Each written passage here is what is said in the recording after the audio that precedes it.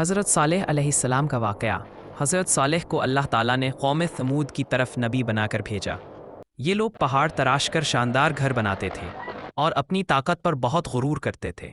حضرت صالح نے اپنی قوم کو اللہ کی عبادت کی طرف بلایا اور شرک چھوڑنے کی دعوت دی، مگر وہ لوگ نہیں مانے۔ الٹا کہنے لگے، اگر تم سچے نبی ہو تو کوئی معجزہ دکھاؤ۔ انہوں نے نشانی مانگی کہ پہاڑ سے ایک اونٹنی نکالو۔ اللہ تعالیٰ نے معجزہ کے طور پر ایک بہت بڑی اور خاص اونٹنی پیدا کر دی۔